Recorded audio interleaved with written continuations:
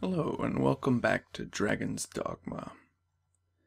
Last time we got a first taste of the Everfall, the real Everfall. But now we're going to go out and see what has changed in Grancis, the brave new world. But to do that, we're going to need some dudes. So we pick up a couple of big dudes. Yes, Arisen. Warrior knave wearing a Cyclops helmet, and a squinting old man named Max. I am honored to travel with you. Wonderful. And now we've got 3 maximum size dudes. I think we're ready for whatever is out there. To build. First off, we head to Soulflare Canyon, where the cockatrice has taken roost. Yes. They're not much worse than normal griffins, except for the fact that they can petrify you. And if your pawns get petrified and you don't have anything to cure them, they will die for good. You'll need to go back to a Riftstone and resummon them if they die that way. And it's also instant death for you too. So, unless you have a Wake Stone, that's it for you. So, you gotta be careful in that respect. Because they can knock you and your whole team right out of the game with one breath. And unfortunately, I forgot to bring their one weakness, which is lightning. Yes, what a gaff. Their scream as well inflicts a few, as you can see, maximum is debilitating. Yeah, the name of the game is debilitations with these guys, so always bring at least a few curatives.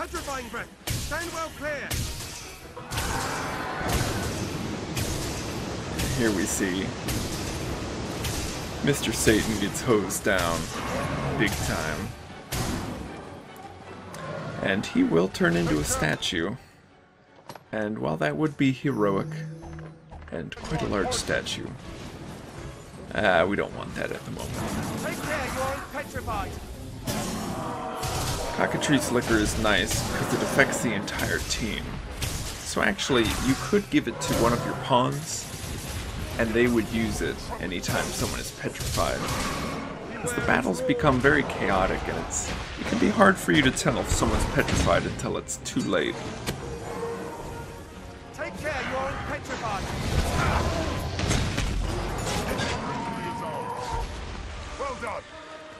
Luckily, it doesn't take too long to change. Doesn't take too long to take it down. Moving on, we're going to the Conqueror's Sanctuary. There used to be 2 Cyclopses and several goblins here, but now a Drake has moved in. Yes, and not just any Drake. This Drake speaks English.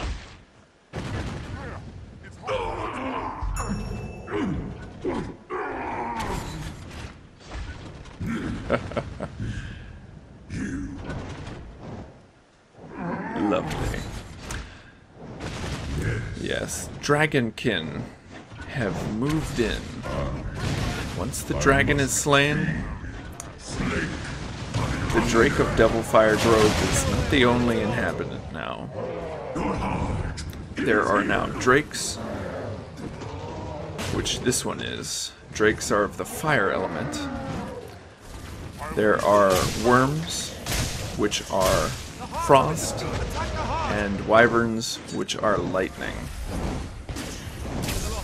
And they are all nasty in their own special way. The Drake is one of the more physical ones. The others have spells and other techniques of their own.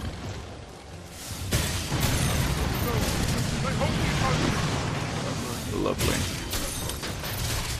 Another unique thing about the drakes is they can only be killed by the Arisen. Your character has to hit them in their weak point to deal the final blow. Otherwise, they will not die. They will just sit there and take as much punishment as you can give until you go up and finish it yourself. They can also possess your pawns for a time, and your pawns will fight for them until they're taken out. Luckily, Knave gives maximum one right to the face.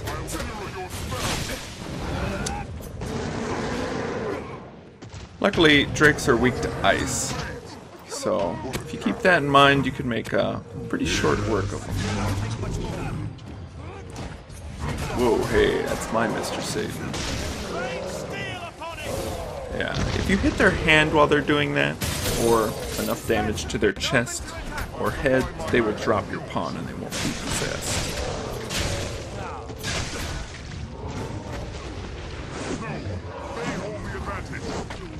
Oh, just need to get a meteor off, come on.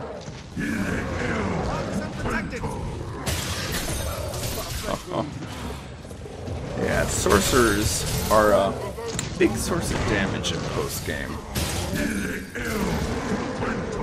Unfortunately, sorcerers also get chumped by most things in post-game.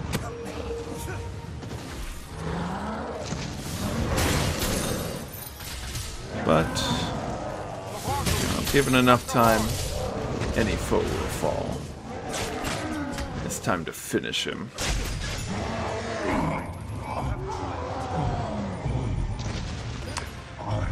Now, the dragon can each drop a tier, but there's only a 5% chance of it dropping, so we get lucky and get a Drake's tier. Moving on, we go into the Shadow Fort, which has been retaken by Cyclopses and Goblins. And an old friend moved in down below. In the Proving Grounds, that notice board quest was the Hydra, asking us to come visit him for a rematch. Hydras they can be very difficult fights. Their main weak spot is their head, and if you slice off a head, it'll simply regrow, unless it's on fire. So you need to bring some pretty big sources of fire to help make this an easier fight. Unfortunately, this move does not quite cut it. Mainly because their weak point is on their actual head. Their lower neck, this area, is actually pretty durable, and it's hard to get any damage through. To effectively deal damage, you want to get up closer to the head. And as you'll see, the sound of your attack changes as well when you're hitting a weak point. So, yeah. But the head will quickly regrow, as you'll see, if it's not on fire. Yeah, and there comes a new one out. As well, the Hydras have that move where they slide forward. That one can be incredibly damaging. So, tough for melees.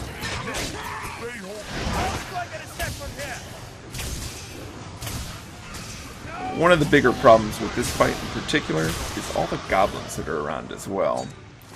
The goblins are really distracting for your sorcerers or any casters, so you always want to make sure they're gone so your sorcerers can really lay into them with some big spells. I've also got that poison jet, quite nasty. I try and illuminate the room, but it doesn't do much. Well, after enough time, we've finally whittled it down. As you can see, all the heads are pretty beaten and bloody now. And just simple arrow shots will take them out now, too. Oof. Yeah, Hydras are some pretty rough fights. But if you bring enough fire and enough of the correct firepower, you can make short work of them. Yeah, eat it. Huh, you also gotta wait for them to decompose a bit before you can even loot them. Yeah. Gross. Moving on, we're in the Water God altar, and yes, a new resident. A strange trick of fate. We have a worm.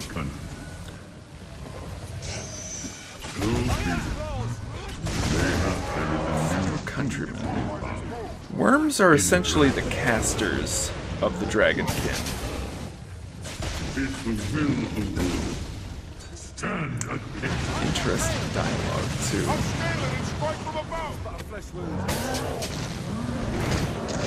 We'll get some more insight into that at the very end of the game. But you can probably guess. Yeah, I love those explosive rivets. Quite nice. You can stack a lot of them and then run up. And if they're close enough, they'll detonate each other. Quite nice. As you'll notice, the worm has a different weak point from the... Oh my. As you can see, the pillars are falling too. The worm has a different weak point from the drake. The drake's is more on the chest, while the worm's is on its stomach.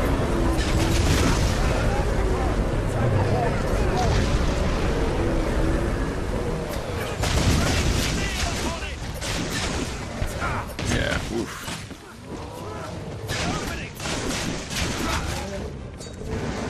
You almost feel sorry for him.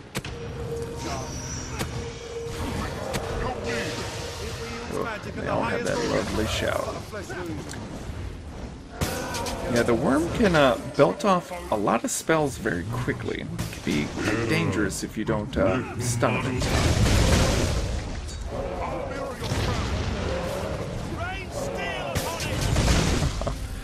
I like all the Dragonkin dialogue. It's pretty cool.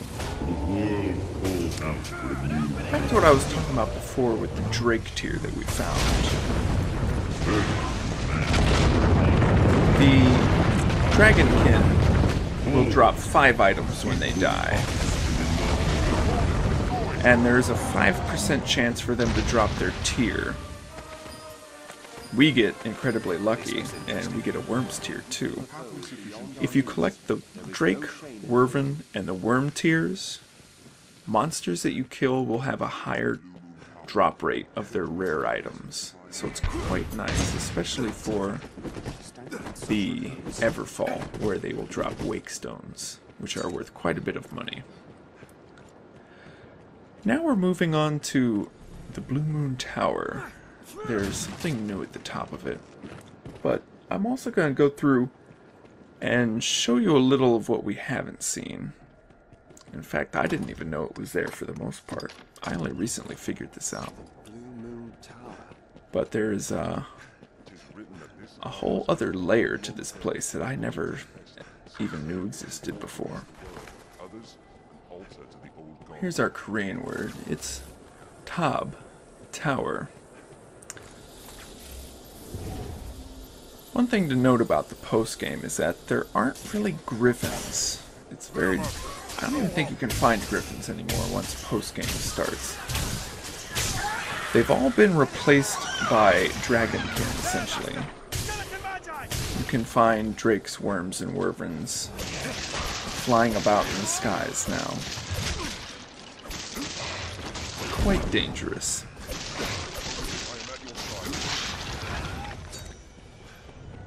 As well, they've replaced a lot of bosses, like the ones we saw earlier, but here we see there's a second level. I never knew about it. I never had reason to even look up. But there's a side tower east and west here. Quite nice. And they've got some loot and some cash. And in fact, all these chests lying up here, you can actually get a whole set of the Griffic armor. Before, at the top, we only found the chest piece. But you can find a lot more up here.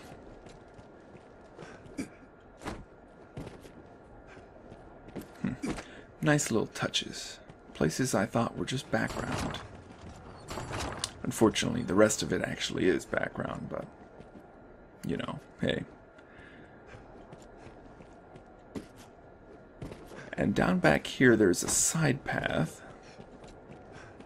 And down there, there's actually mining spots. And that's one of the only places to find some rare ore that you need for certain combinations. Quest for Arsmith actually requires a piece of ore that I think is only found here and later on in Bitter Black Isle. So, good to note. Oof. Skeleton mages, wonderful.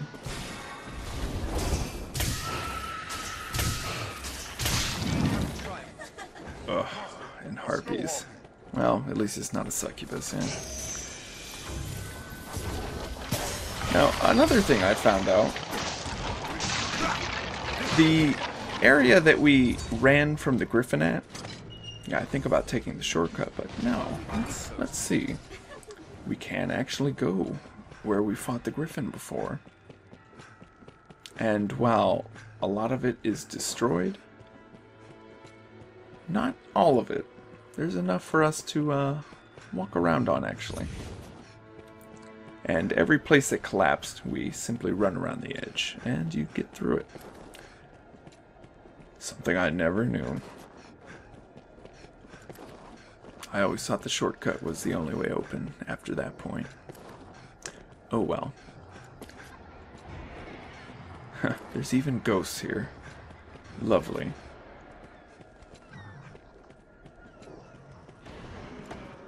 As well as some other residents.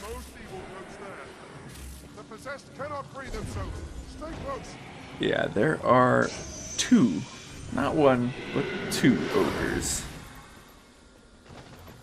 And two ogres is not something you want to fight. It's hard enough to stun one, but if you're trying to stun two while getting drop kicked by either of them, yeah, you're not gonna have a good time. But luckily, we can slap a ton of explosive rivets into their face and set them off in one big chain reaction, if we ever get to it.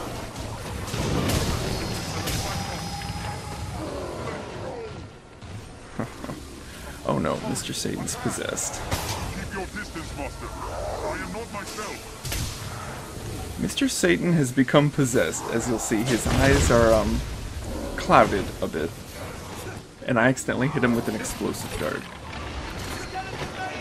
To cure him, we have to kill him. I've never actually had a pawn completely possessed by a ghost like that. It's interesting. Oh my god.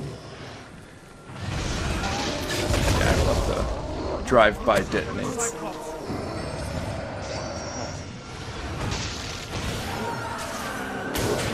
Luckily, Magic Archer is pretty much one of the best suited classes to take out the ghosts, so we don't have too much trouble. The problem with trying to fight them as a mage is that your spells can take too long to charge sometimes if you're depending on your pawns to kill them. Keep your distance. God, explosive rivets are so cool. Oh, one of my favorite moves.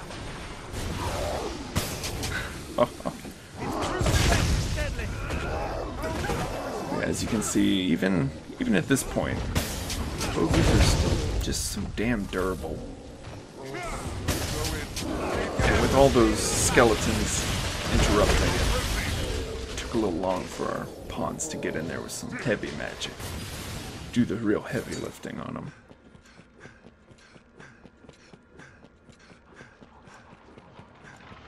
Yeah. And this stairway is just as hellish as it's ever been, so yeah, fuck that. We move on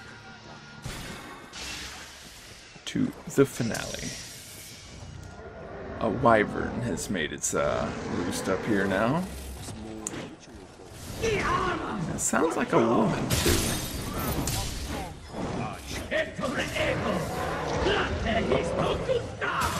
And her weak spot is on her back. So we had the drake with the weak point on the chest, the worm with the weak point on the stomach, and now the wyvern with the weak point on the back. Yes, it's also very strong to lightning because that is its element. The wyvern mainly focuses on flying, which is annoying as we all know. They can do some nasty attacks as well. So with the wyvern, it's best to pop on and start dicing away. Alas, this venue is filled with harpies, so we need to do some cleaning before we really focus in on the wyvern. We'll get nowhere while it's aloft. Tedious. Breath can shock as sure as lightning. Oh, harpies. Jesus. Lightning is no use against it. Come on, pawns, do something.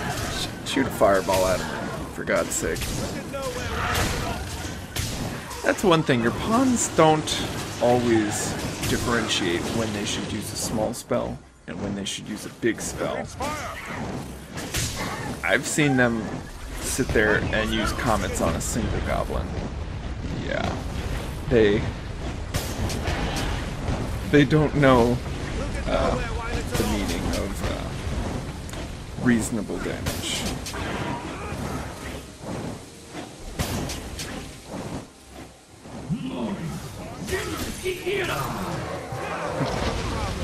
Time to die? I agree. So amazing. And as you can see there, we blew off both of her horns too.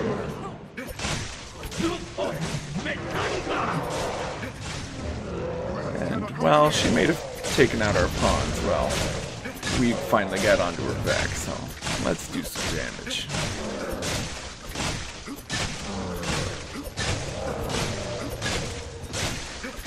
Unfortunately, I did not equip the right skill set for proper slice and dice when you're grappling. That would be more of the assassin's smooth set.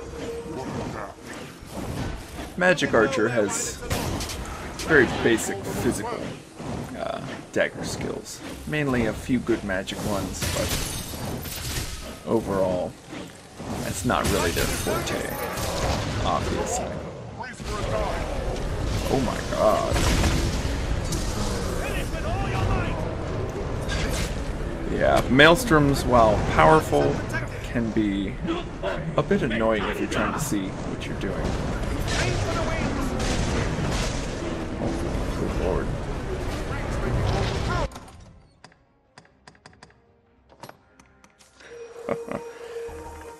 It's always good to keep an eye on your stamina when you're grappling, otherwise you'll fall off and lose all that lovely climbing progress you made.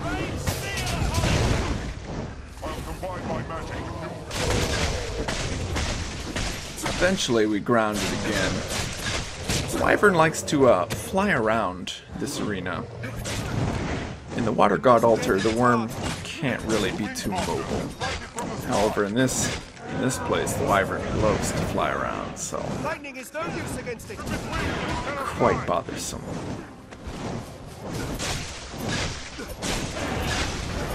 It's always good to ground it. Feels so nice. Riding them down. Hit it with all your might. And it takes off once again. Lightning is no use against it. We'll get nowhere while it's Now, aloft. the one benefit of when it's flying, your pawns get to set up their little barrier spells. But when it comes in, you can shoot it right out of the air. Ugh, it feels so good. Come on, do it. Get the spell off. Yes. I need a hero. I need a meteor. Oh, yeah. As you can see, it won't die until we give that final hit. And we luck out for a third time in the row and receive a wyvern tier. We have all 3 tiers, so we're ready to receive maximum loot. Quite lucky, seeing as how there's only a 5% chance that it drops it. I've killed plenty with seeing not a 1. Well, and with that, we've explored pretty much all the new additions to Grancis. Next time, we're really gonna dig into the Everfall.